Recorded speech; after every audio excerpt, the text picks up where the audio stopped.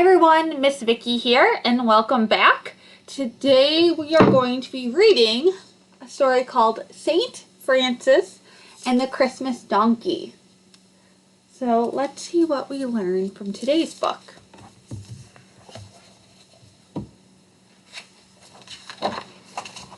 Oh, look at Saint Francis and the Christmas Donkey.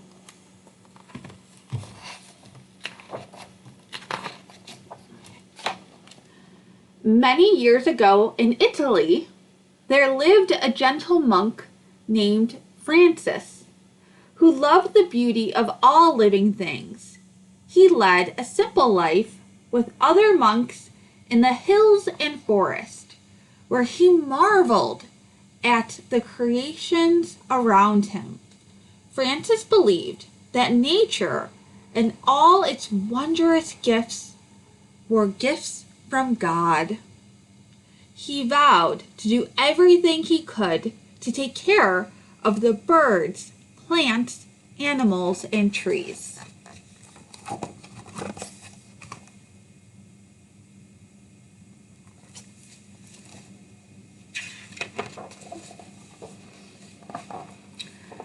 The monks tended the garden where they grew their own food.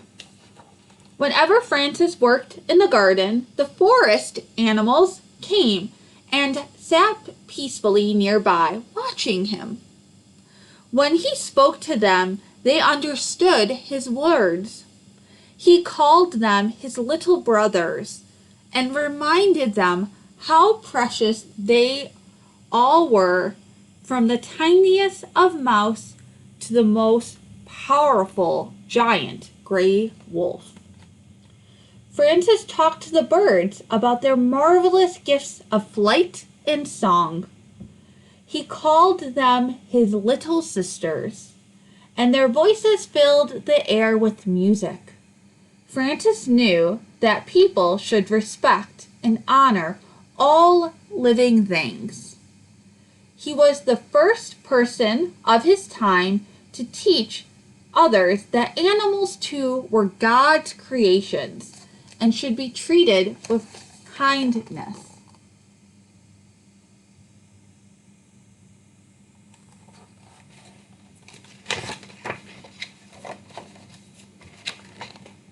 Whenever Francis went, the birds and animals followed him. Walking in a dark forest late one winter's day, he heard a loud noise and came upon a small donkey. "My friend," said Francis, "why do you call out in such an unhappy voice?" "You would cry out yourself," said the donkey, "if you worked as hard as I do. Ever since the beginning of time, we donkeys have carried heavy loads on our small backs, and people and animals make fun of us for the way we sound." "This does not seem fair," the donkey said to Francis. "Can you tell me why we have always been treated this way?" "Perhaps I may be able to," answered Francis. "Some things take time to understand, and some things we may never know. But I believe the tale of the donkey is a very special one, with a wonderful ending. Sit down and I will tell it to you." The donkey was amazed to hear this. He sat down eagerly and awaited with curiosity as Francis began his story.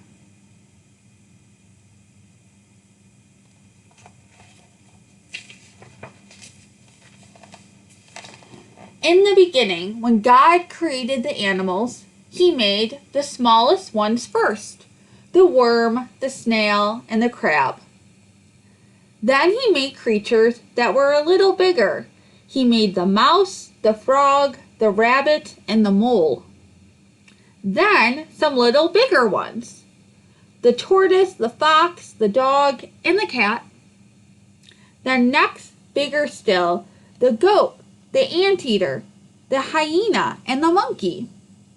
He made hundreds of others, and he delighted in the way they crawled, swam, hopped, walked, and ran.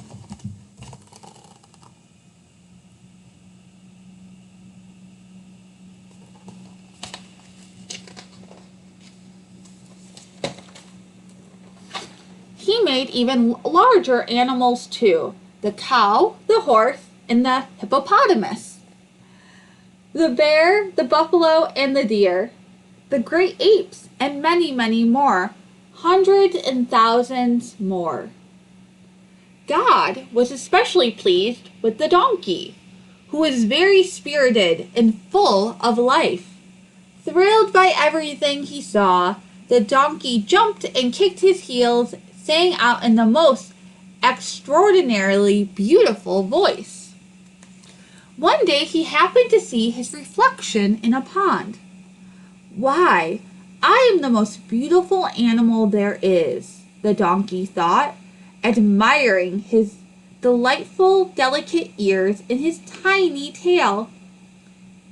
He started to prance around with his nose in the air and had a quite high opinion of himself.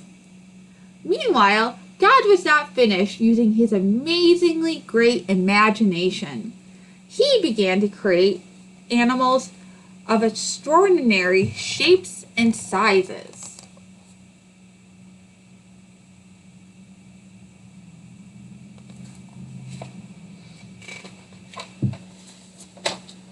He made the snake with no arms or legs that slithered along the ground. When the donkey saw this, he laughed out loud. God made the giraffe with a neck so long that its head stuck up above the tops of the trees. "How ridiculous!" scoffed the donkey. "What a silly looking thing." God made a camel with one hump. But even God was not sure how this worked, so he tried a camel with two humps. At this, the arrogant donkey exclaimed, "First with one hump, then with two, maybe 3 or 4 will do." "Your behavior is quite inappropriate," roared the lion. You are ignorant and most unwise," sneered the tiger. "You're tiresome, rude, and simple-minded," growled the leopard.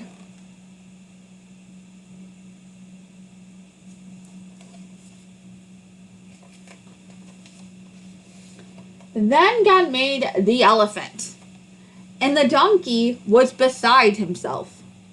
"What silly creature have we here?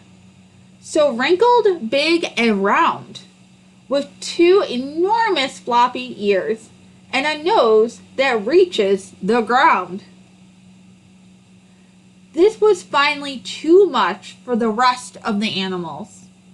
They gathered around the donkey. "Fool!" shouted the monkeys. They grabbed the donkey's ears and pulled. "Hee-haw, hee-haw," yelled the donkey. "Hee-haw, hee-haw." The donkey had never cried before and was surprised by the harsh sound of his voice. "Hee-haw, hee-haw." This ridiculous noise was the only noise he could make. He tried to run away, but the monkeys held tight. "Hee-haw, hee-haw," cried the donkey more loudly, but the monkeys would not let go, and the donkey's ears began to stretch. The more the monkeys pulled, the louder the donkey cried, and the longer his poor ears grew. A chimpanzee tugged at the donkey's tiny tail, and it too began to stretch. The donkey cries became so loud that finally a great booming voice, God himself, called out, "Stop, stop, stop all this foolishness at once." God was furious. He said to the donkey, "You silly little beast, I have shown you favor, and how do you act? Why do you dare to laugh at the creatures I have made? Because of this, you shall always laugh, but your laughs will be an ugly sound. And when my creatures hear that loud, ridiculous hee-haw, hee-haw, They all will laugh at you, and you shall keep those long, clumsy ears and your tail all stretched out. You will always do the hardest work, carrying heavy loads for the rest of your days wherever you go.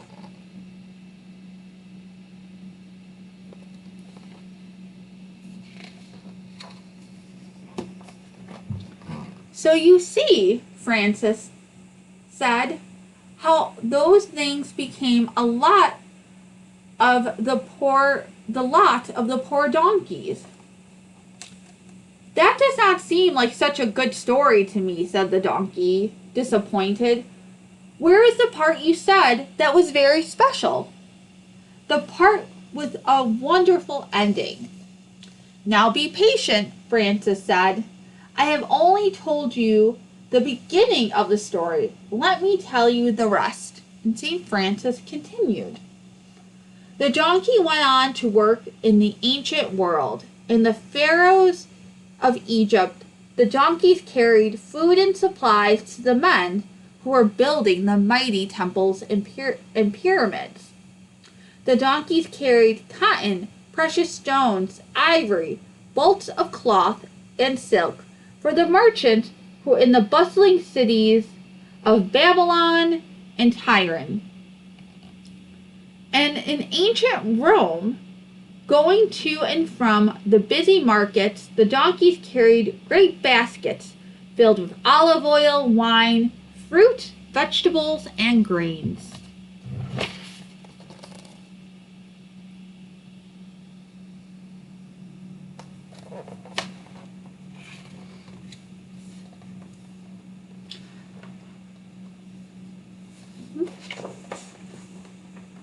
The donkey also lived in ancient Palestine. There, in a town called Nazareth, in the land of Galilee, one donkey worked for a carpenter named Joseph. A good man, Joseph treated his donkey with kindness. Mary was Joseph's wife, and she was going to have a child. The Emperor of Rome, Caesar Augustus, ruled over Palestine, and about this time he gave an order that everyone in the land must go to the city of their ancestors. The emperor wanted to make a census, or a counting of all people. So Joseph and Mary set out for the city of David, called Bethlehem, because their families had been born there. The journey from Nazareth would take several days and nights. Knowing Mary tired easily, Joseph decided the donkey should carry her.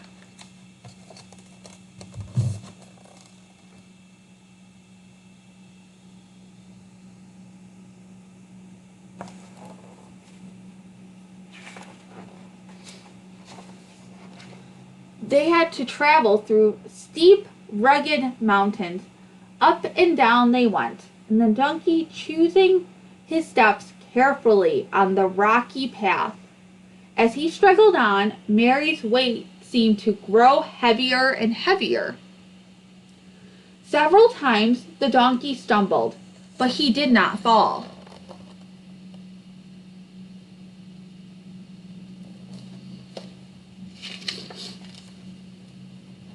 Then they came to a vast, burning desert.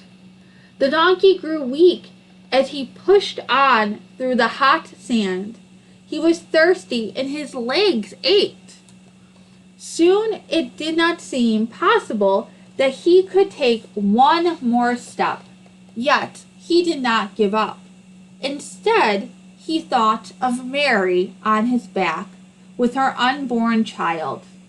Summoning all of the strength left in his little body, he brought her safely to Bethlehem.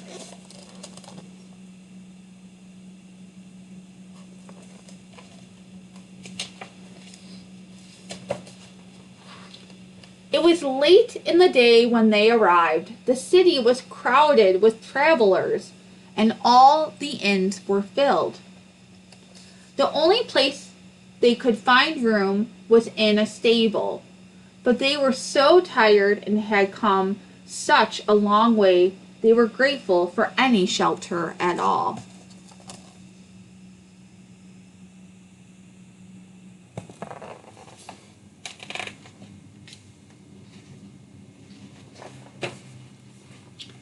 And that night, the donkey was there in the stable, beneath a cold, clear, star-filled sky, when Mary gave birth to Jesus. Angels brought tidings of the birth to shepherds keeping watch over their flocks nearby. The shepherds came with their sheep to see the child. The donkey, too, looked on.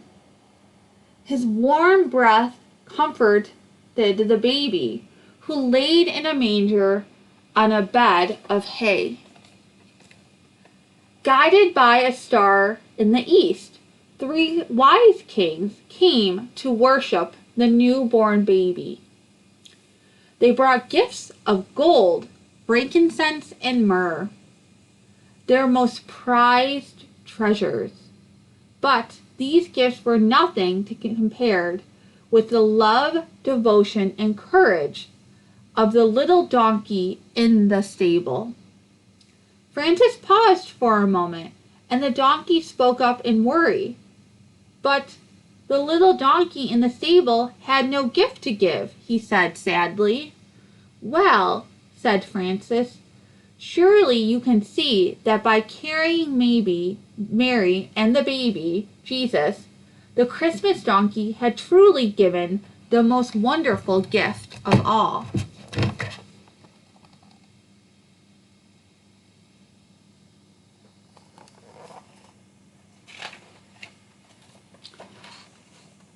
The little donkey knelt by the manger, watching the baby Jesus, Mary and Joseph, the angels, and the shepherds. He felt the gentleness of the other animals. In his own heart, in his very own way, the donkey knew what he had done, and he was happy.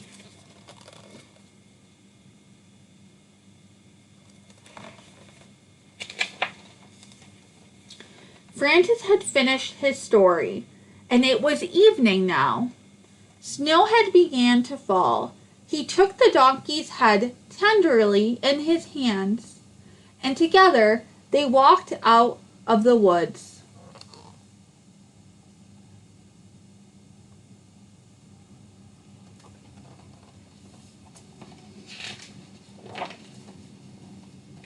When they emerged from the forest, they stopped and looked up into the vast sky. The silence of the cold winter's eve surrounded them. Through the soft falling snow, Francis and the donkey could see one brilliant star shining clearly in the peaceful night.